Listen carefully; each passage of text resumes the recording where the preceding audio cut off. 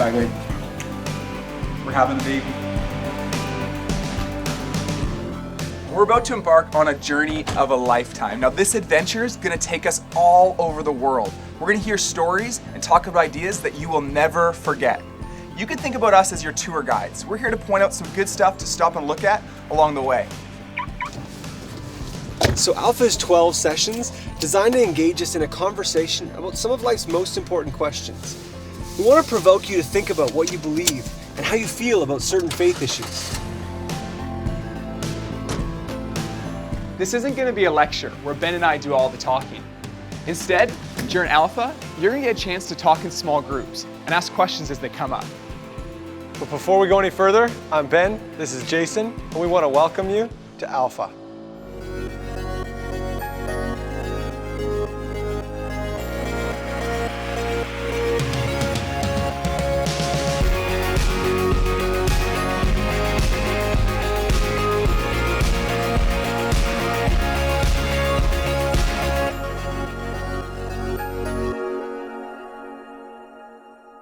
The average life expectancy in the developed world is about 80 years.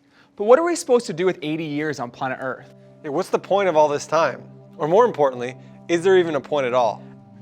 Alpha is all about asking life's biggest questions. But it can be a bit weird talking about something like life. It really is something we just do. Every day we wake up, get dressed, eat breakfast, maybe some cereal.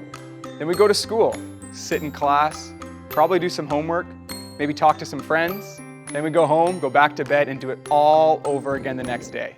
It just sort of happens.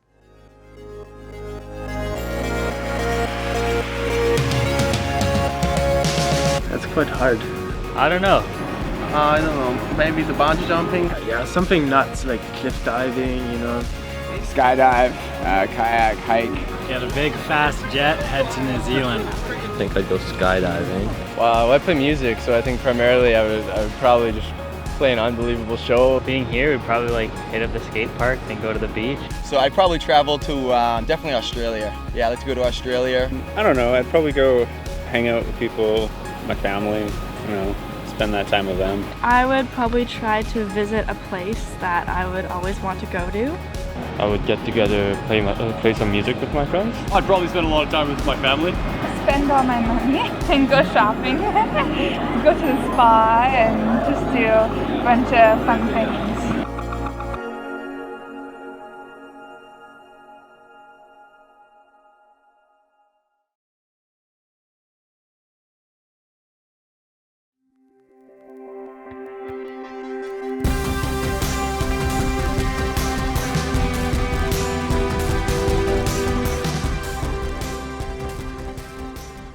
If I actually only had 24 hours left to live, I wouldn't waste my time cleaning my room or washing my car or doing homework. But I think I'd find myself asking certain questions, important ones, about faith, love, and eternity. On Alpha, we're going to have some honest conversations about life and God. And we're going to look at these things from a Christian perspective. Now, I know that even mentioning Christianity brings up a lot of mixed thoughts, and that's totally okay. Yeah, when I was in high school, I remember one of my friends told me that believing in God was the dumbest thing he'd ever heard. It was like I told him I believed in Santa Claus or the Easter Bunny. Or maybe you think Christianity is boring. I know I used to think that. I thought it was all about hanging out with old people, singing old songs, drinking tea, and reciting rules from a really old book. Yeah, for me, my biggest struggle with Christianity wasn't that it was far-fetched or that it was boring. For me, I simply couldn't understand how it had any impact on my life. I remember back in grade 8, I was going through a really tough time. I felt like I didn't have any friends at school that really liked me, and I felt like no one at home understood me. I used to fight with my parents over anything. One time, when I was really upset, I don't even remember what it was about, but my dad wanted to help me pass me a Bible and recommend that I read it. But when he gave it to me, I took it and I threw it on the ground. I don't know exactly why I did it. I think it was because it seemed so useless to me. You might not have ever been in a situation quite like that before, but most of us have asked ourselves this question: is God worth my time? Alpha could be one of the first times you've ever talked about this kind of stuff. It seems like there's a rule in society that says we're not supposed to talk about our personal beliefs. Let's take a few minutes right now to talk about why that might be.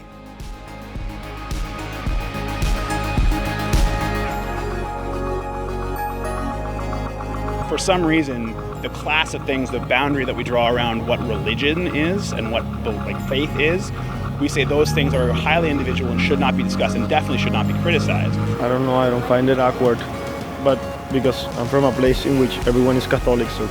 Maybe people are against a religion, that's why they don't want to talk about it. I'm personally not religious at all, but I'm not really afraid to talk about that because it's what I believe. I feel like everybody should do that. It's something that people are so passionate about, right? If I was to come up to you and ask you to, in a brief conversation, justify your entire mindset, things might get a little heated. People fear being rejected. Yeah, I think it's like the biggest thing. People don't want to get on each other's bad terms by saying something, or they actually think about it and whether other people might disagree. Just keep it to yourself, that's what I say.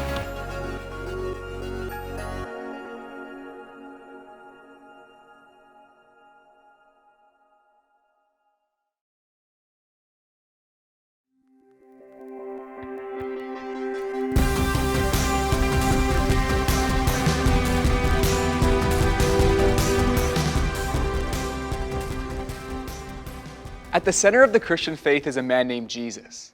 He wasn't afraid to talk about issues that other people avoid. Jesus said some of the most outrageous things that I've ever heard. In John 14:6, he's quoted saying, "I am the way, the truth, and the life." This statement was controversial 2,000 years ago when Jesus first said it, and it's still controversial today. We want to crack open each of those statements and see what Jesus is saying. Jesus says, "I am the way." But what does that mean for someone to say, "I am the way"? What is he the way to? I know a man named David who has a really remarkable life. And hearing him talk about it really helps me understand this idea of Jesus being the way. When I was young, at the age of about 12, my mother had a major nervous breakdown and she was hospitalized for extended periods of time. My father also struggled with alcoholism. I had two brothers and we were basically left in many ways to raise ourselves. Going to bed at night at the age of about 12, my mother, she tried to kill herself. My father was out drinking. And I remember through my tears saying, "God, if you're there, I hate you." I so hated God. I was so angry at God. I was so filled with bitterness and resentment. Those experiences marked me, and I decided the childhood that I had was not going to be my life. At the age of 18, I committed to the idea of becoming a millionaire by the age of 30. I was this ambitious, want to be a millionaire by the age of 30 kind of guy during the day, and at night I hung out with drug users and I scored dope and dealt dope and did whatever I had to do to keep that life going. The idea of being a millionaire had been achieved. I could go where I want, when I wanted. I had way more money than I ever hoped for, but I wasn't happy. And I realized that there's still a deep darkness inside of me, a void. I have epilepsy, and for some reason, I started having seizures more frequently. We have a lady who worked for us at that time in our home. Her name is Bonnie, and she was a very sweet lady, a Christian lady. Bonnie saw me after having a seizure one day, and she called my wife and she said that God had told her to come pray for me. And I said, well, I know it's not going to do any good, but I like Bonnie. So she prayed for us. And for some reason, I cried through that process. Didn't know why I was crying, but Bonnie left and we thanked her for coming over. So the next day, I saw a friend, a neighbor, who went to the same church Bonnie does. And I asked my friend, I said, hey, are you going to church tomorrow? And he says, yeah. I said, well, do you mind if I come with you? He says, sure. He was quite happy to bring me. So the next morning, we're standing in church together. And as the worship music begins, for some reason, I begin crying. And I don't know why I want to cry, but I'm crying and I can't control myself. And I'm doing everything in my power not to cry, but tears are running down my face. And in that moment, for the first time, his love for me was so real. The reality that he loved me was nothing short of completely and totally mind-blowing. You might have heard of a band called Queen before. They're famous for songs like We Will Rock You or Bohemian Rhapsody. Yeah, Crazy Little Thing Called Love. Another one, Bites the Dust. Right. Flash. Yeah. Under Pressure.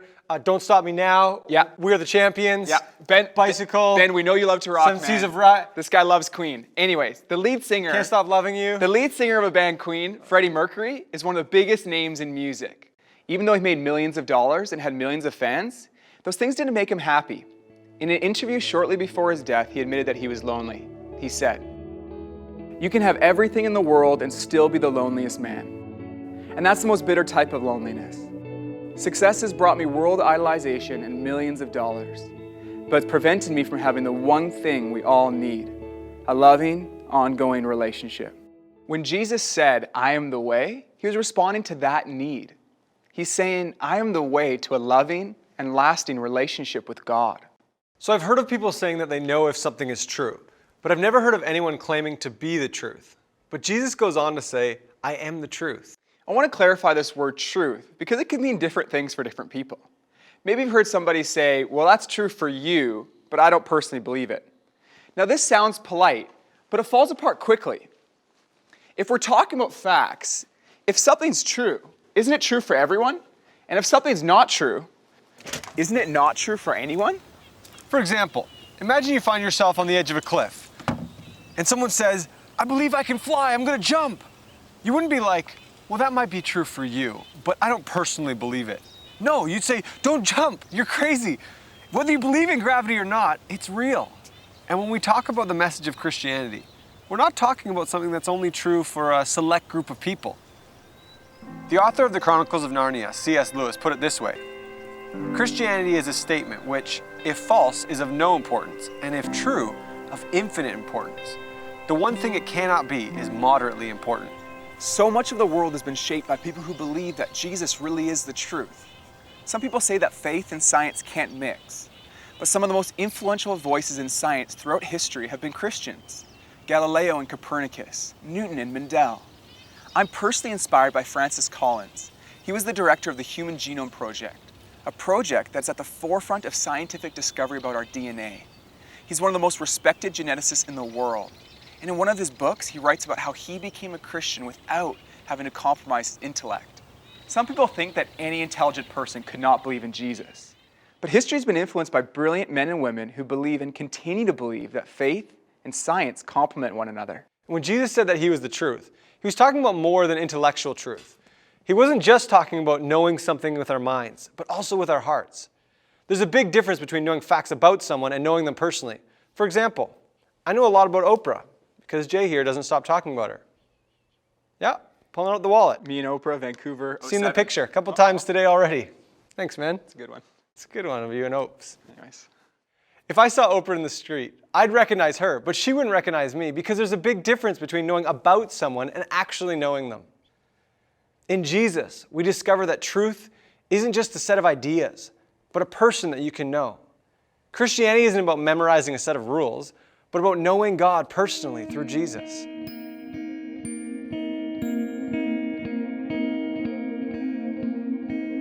I could ask God one thing. Why he chooses to base everything off faith? I'd probably just go with why. Probably just the generic, what is the purpose of all of this? Why is there terrorism? Probably what happens after you die. What happens after we die? Maybe just like the things that I've been struggling with in my life. Maybe, just a word from him about how to get beyond that. What should I do next? Why are you so obsessed with being praised all the time? What's going on? What happens when I die? Why haven't you shown us yourself? I'm interested in how the universe was created and what is after you die. Why are there so many frailties with the planet? I'd ask him, come on, tell me the truth. Is Earth really it? Is it the only life planet? Come on.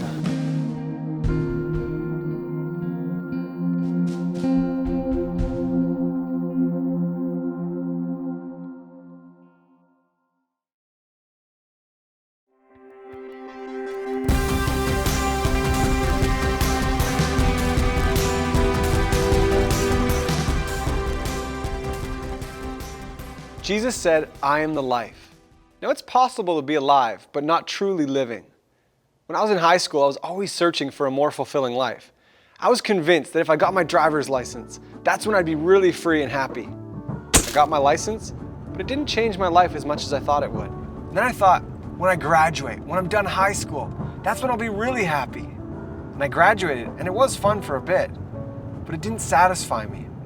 And then I thought, I know what I need. I need a girlfriend. That's it. So I got a girlfriend. And then another girlfriend. And then another. But I realized the hunger in my heart was still there. I had everything I thought I needed. But there was still something missing. There was a longing in my heart for something truer and deeper. It was a longing for life. Jesus was talking about that hunger when he said, I am the life. There are so many things that creep into our lives and take away from the life God designed for us. Fear, insecurities, addictions, guilt, hopelessness. This isn't how God wants us to live. Jesus said, I came to give people life and life to the fullest. Whether you feel like something's missing or not, life with Jesus is completely different than life without him. Once upon a time, there lived in jolly old England a young boy called Nicky. It was such a long time ago that the television in his family house was both massive and only showed pictures in black and white. Would you believe it? Worse still, there were only 3 channels. And even worse again, the picture kept disappearing into hundreds of fuzzy lines. The family did discover that they could make the picture better by standing next to the TV, by placing their hands down the back of the TV, even standing on certain floorboards helped. The big day came for the 1966 Soccer World Cup final. Just as England were about to score a goal, the picture disappeared yet again. Everyone was frantic.